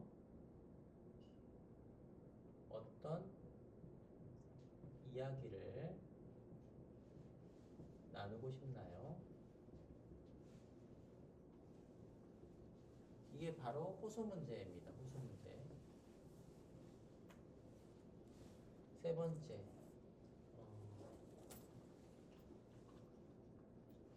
이 주제가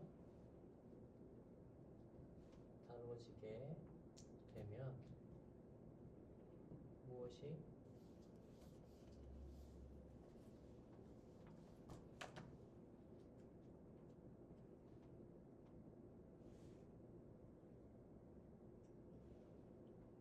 무엇이 달라질까요? 또는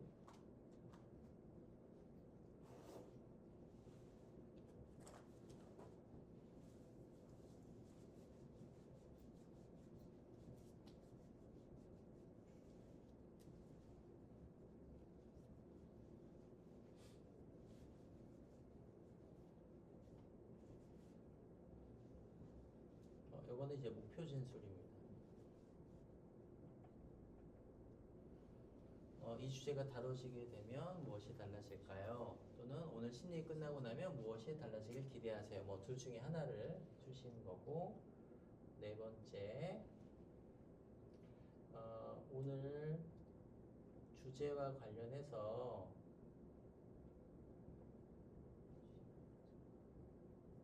어떤 사람이 떠오르나요? 긍정이든 부정이든. 자, 다섯 번째. 그러면 이제 여기서 이제 나오겠죠? 어떤 사람 만나고 싶다고 얘기가 됩니다. 자, 그리고 두 번째. 역할 교대.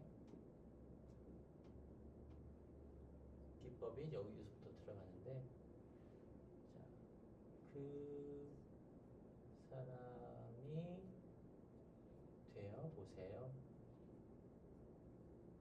라고 얘기하시는 거예요. 그 사람이 되어 보세요. 역할 교대 기법을 할 때는 의자가 이렇게 있잖아요. 이렇게 있죠? 그럼 여기도 의자를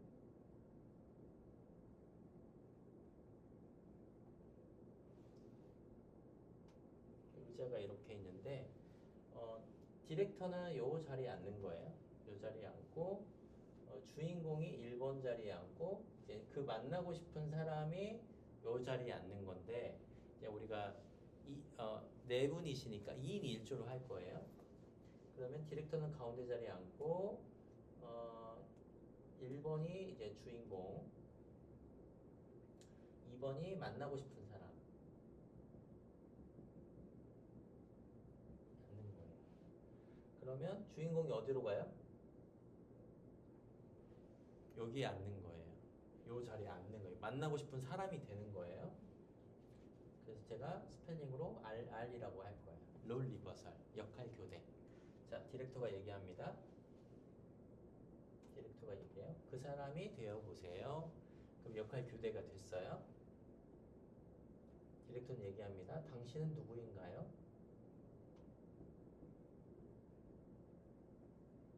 그럼 얘기하겠죠. 저 뭐 지석이 아빠예요. 지석이 엄마예요. 라고 얘기하겠죠. 당신의 성격은 어떤가요? 라고 얘기하는 거예요. 저희 성격은, 저희 지석이 엄마 성격은 아우 보통이 아니에요. 아주 고집스럽고 저는 좀 예민해요. 라고 얘기를 합니다. 두 번째, 주인공.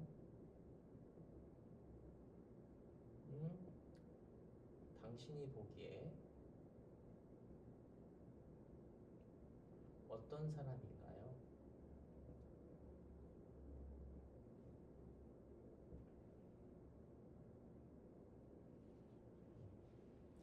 무엇 때문에 주인공이 당신을 떠올렸을까요?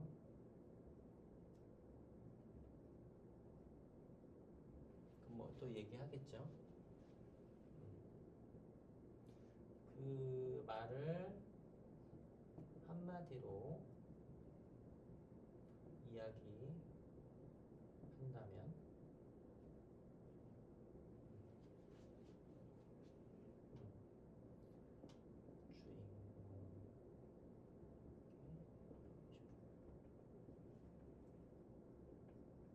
주인공은 자주 하는 말.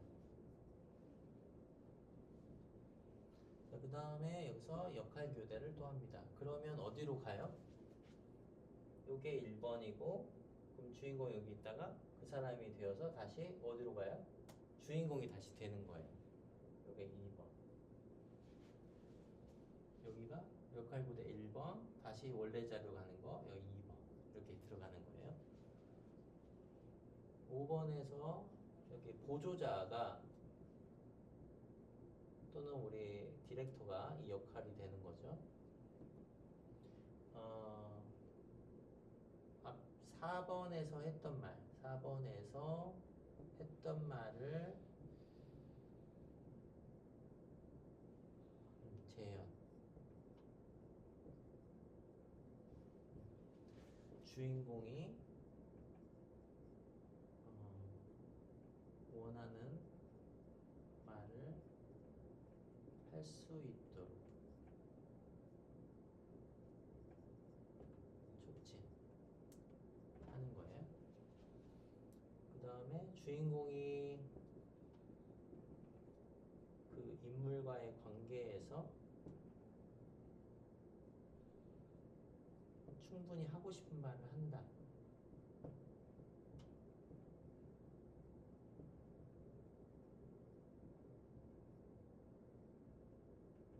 했다면 디렉터가 물어봅니다. 지금 기분이 어떠세요?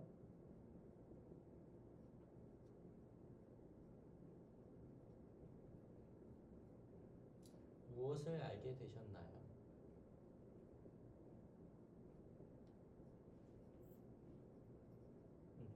여기까지 한번 연습을 한번 해보도록 할게요. 그러니까, 네, 교수님, 네, 보조자를 중간에 네. 누가 뽑아요? 주인공이 원래는 네. 이제 우리가 트레이닝 할 때는 역할 교대 트레이닝 할 때는 2인 1조로 해요. 2인 1조로 하고 디렉터가 보조자 역할도 해요. 우리 연습할 때는. 근데 이제 우리가 집단으로 예를 들어서 뭐 3인 1조다. 네네. 그러면 이제 보조자를 그 관찰자 한 처음부터? 명이 같이 하죠. 처음부터요? 네, 네. 근데 이제 심리극 전통적인 우리 즉흥 심리극에서는 주인공이 이제 자율적으로 뽑죠. 네. 예를 들어서 아버지 역할 뭐 해줄 분 한번 뽑아볼까요? 해가지고 주인공이 직접 이렇게 뽑기도 하고 뭐 주인공이 저 못 뽑겠어요 하면 뭐 좀 훈련된 보조자를 직접 디렉터가 디렉션으로 해서 뽑기도 하고. 근데 원칙은 주인공이 뽑는 거예요. 네. 네, 오케이. 일단 저거 한 번만 찍어서 잘 보일까요 사진이?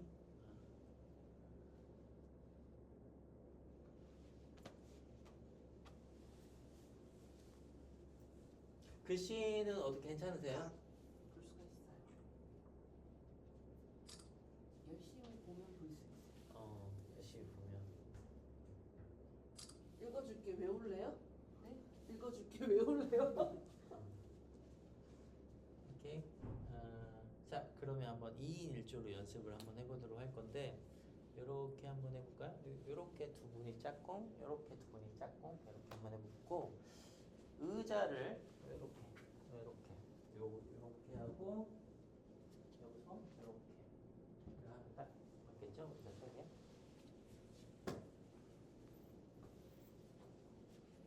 자, 그러면 제가 이거를 이렇게 돌려드릴 테니까 한번 해보시는 거예요. 알겠죠? 보내드렸어요.